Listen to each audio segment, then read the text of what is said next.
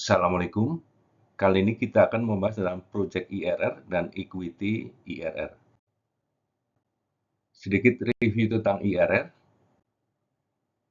IRR biasanya muncul pada waktu kita akan menganalisis suatu proyek investasi. Di dalam perhitungan net present value, kita akan melihat bahwa garis ini akan mengikuti pola di mana dia akan melengkung cembung ke arah titik nol. Ya, garis biru inilah garis NPV yang menurun terus sesuai dengan tingkat return yang semakin tinggi. Pada waktu NPV sama dengan 0, disitulah tingkat returnnya kita sebut dengan internal rate of return atau IRR. Jadi IRR diperoleh pada waktu NPV sama dengan 0. Sekarang kita akan bicara tentang Project IRR dan Equity IRR. Project IRR itu adalah IRR yang biasa kita temui dalam perhitungan standar, di mana arus kas yang digunakan adalah arus kas investasi dan arus kas operasi saja. Jadi, tidak memperhitungkan arus kas dari kegiatan pendanaan. Sementara equity IRR atau IRR on equity ini sudah memperhitungkan seluruh arus kas, yaitu arus kas investasi, operasi, dan pendanaan, khususnya adalah pinjaman. Jadi IRR ini khusus untuk para investor. Kita akan melihat pola arus kas yang muncul dari suatu proyek di mana arus kas operasi dan arus kas investasi adalah arus kas yang tidak dipengaruhi oleh struktur modal atau komposisi modal. Jadi sepenuhnya hasil dari kegiatan proyek tersebut. Kalau ini kita hitung IRR-nya, maka muncullah Project IRR, di mana arus kas seluruh proyek untuk seluruh pihak yang berkepentingan, yaitu kreditor dan investor. Sementara itu, apabila pendanaan dari kreditor kita perhitungkan, maka IRR-nya kita sebut dengan equity IRR. Jadi IRR khusus untuk investor saja. Nah, disinilah kemudian unsur yang melekat pada kreditor seperti utang yang baru, perolehan utang yang baru, pembayaran pokok pinjaman, maupun pembayaran bunga, kita perhitungkan sebagai arus kas untuk menghitung equity IRR. Baik, di sini kita akan menggunakan sebuah contoh. Kita mulai dari suatu proyek di mana ada biaya konstruksi 1 juta, pendapatan sewa 230.000 per tahun, dan nilai sisa 200.000. Nah, kemudian proyek ini berumur selama 6 tahun. Nah, disinilah kemudian muncul pola arus kas, di mana investasi keluar 1 juta, kemudian untuk investasi kembali lagi di akhir tahun ke-6, 200.000 masuk. Sementara itu arus kas operasi masuk 230.000 setiap tahun. Nah, pada contoh ini kita lihat bahwa project IRR kita peroleh sebesar 13,5%. Nah, sebagai catatan, project IRR ini merupakan perhitungan IRR yang standar, di mana arus kas operasi dan investasi kita hitung seluruhnya, tetapi belum memperhitungkan tentang arus kas pendanaan yang berasal dari kreditor. Sebagai catatan, arus kas ini akan menghasilkan IRR yang sama sepanjang tidak ada perubahan. Disinilah yang kita sebut dengan Project IRR.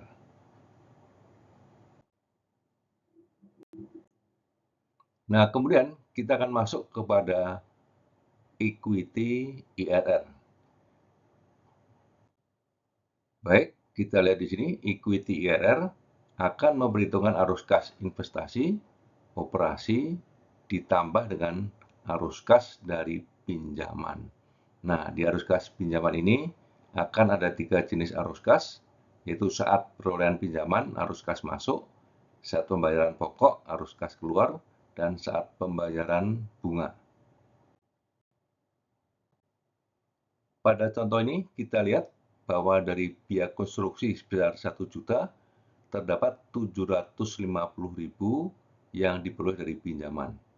Model yang digunakan adalah model dengan cicilan anuitas di mana cicilannya sama untuk waktu 6 tahun. Nah, langkah perhitungannya adalah kita hitung dulu diskon faktor untuk tahun 1 sampai dengan tahun ke-6 pada rate 8%. Kita jumlahkan ketemu 4,6 sekian, kita bagikan terhadap 750.000, ketemu 162.000 sekian. Nah, inilah cicilan pokok dan bunga yang jumlahnya sama terus. Tapi kalau kita ingin memisahkan antara bunga dan pokoknya, kita bisa melihat perhitungan di sini. Perhitungan awal bunganya lah yang rumus D, di mana 8% kali 750.000, 60.000. Setelah itu kita kurangkan 60.000 tersebut terhadap 162.000 sehingga 102.000. 102.000 inilah yang kita sebut dengan cicilan pokoknya.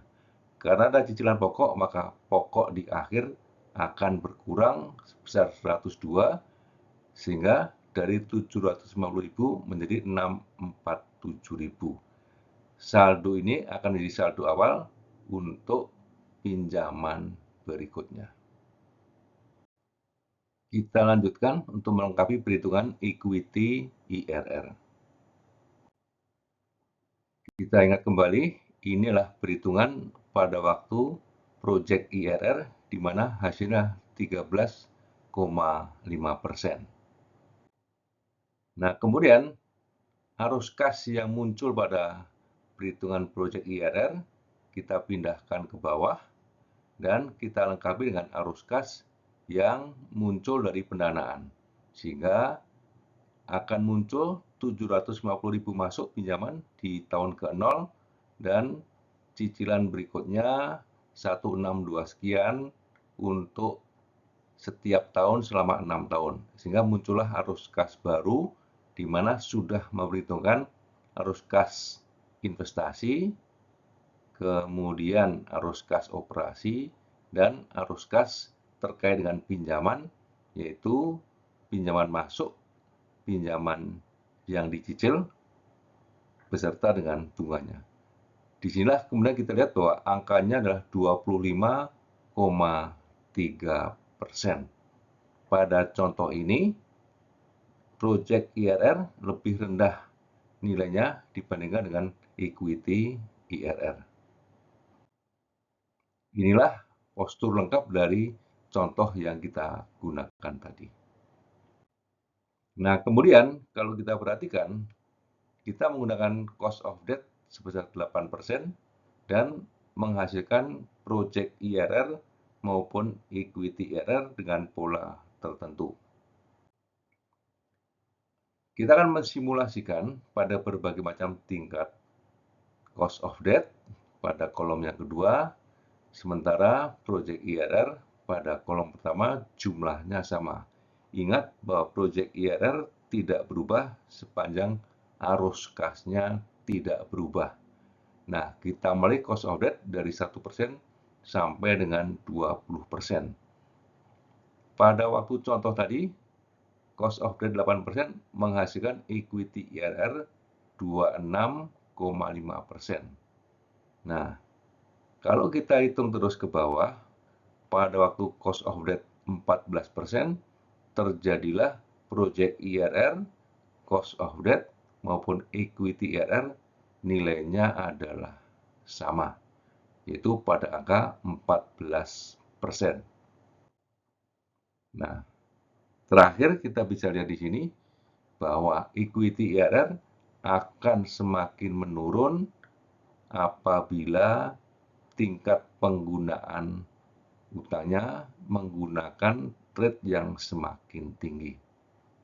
Jadi, cost of debt yang semakin tinggi akan menurunkan equity IRR.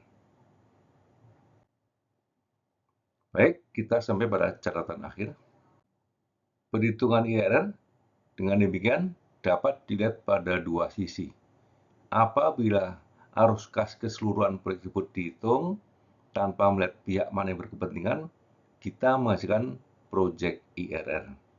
Tetapi apabila sektor pendanaan dari pinjaman kita perhitungkan, yang kita peroleh adalah equity IRR.